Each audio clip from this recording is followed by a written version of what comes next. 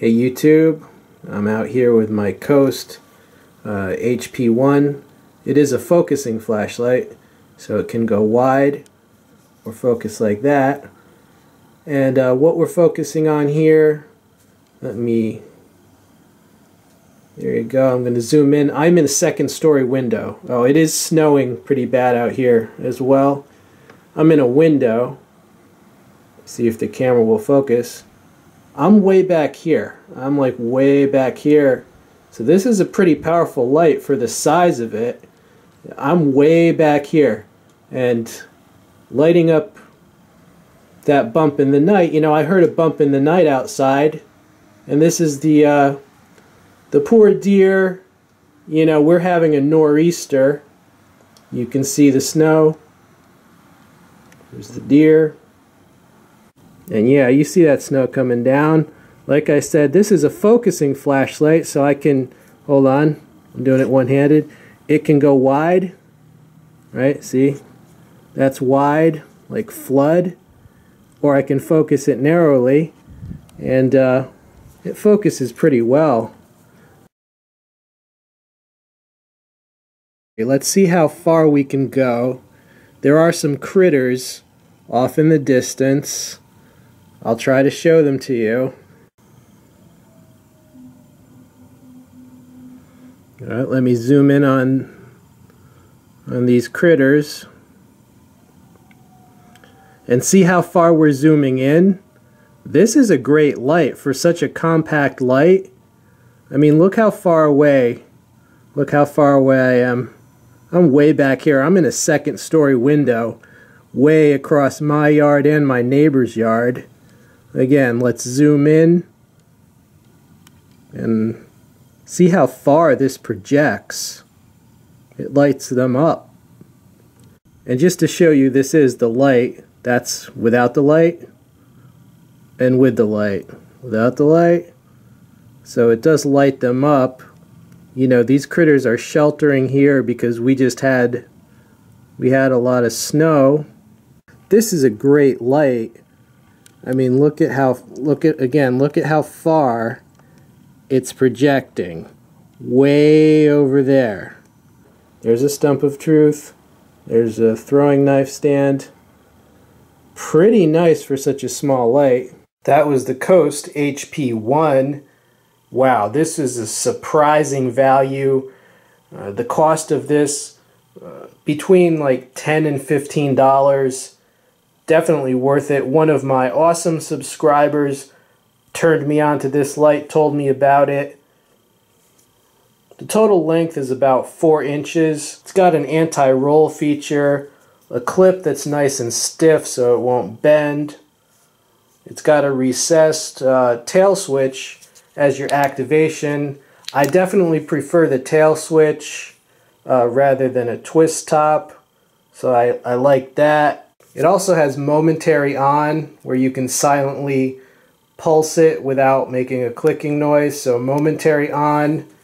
This thing is very bright. I mean, even with my camera lights all around, you can see how bright that is. Now I do have other lights that can, you know, light things up like in that demo and project. But these other lights are all a lot bigger with a bigger, heavier battery. You know, this, for example, look at the size difference here. And yeah, I mean, this is obviously going to be brighter, but for its size, this thing really held its own. Another thing I like, it's only one mode. All right, so you get, I mean, you know, there's no super complicated. With flashlights, it's almost gotten too extreme, where you have like lights with like 7 different modes and several different buttons and, you know, indicator lights, and you have to actually program it. And some lights even have several mode cycles, and you have to pick the cycle and then pick the mode. Come on. A lot of times, especially with just a small light, I just want to click once and get the brightest light. So the simplicity it's refreshing after, you know, when you collect lights, you see all sorts of modes. You know, some of them it's low, medium, high. Some it's high, low, medium. There's no standardization.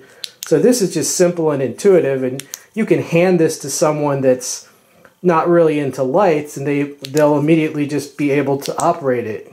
Another great feature is this focusing feature, which it allows you either a focused beam with a hot spot that's basically projecting a focused cone of light. But with the adjustment, you see that? Hold on. If you do it this way, it's like a floodlight. It's like a short-range wall of light. You know, very good for some purposes. And then if you have to illuminate something farther away, you know, a little spot, right? So yeah, that focus, again, best of both worlds. That's pretty awesome. And as far as replacing the batteries, you just twist off the end cap here, and let's see what I'm running. Now this is a Nitecore 14500, really an excellent battery, extremely powerful, but don't be scared by this exotic battery, because this also takes good old AA batteries. Yes, best of both worlds. It's going to be more powerful with this type of battery, but the AA's are widely available. It takes either alkaline or rechargeable AA's. And just to show you that it can do that, let's demonstrate that. I like these Duracell rechargeables. I have found that they work very well. All right, let's fire it up. Now, as I said, it's not going to be as bright. Right, this is the flood. This is the focused beam. It's not going to be as bright as the other type of battery, but this is still very decent. Let's go for the flood.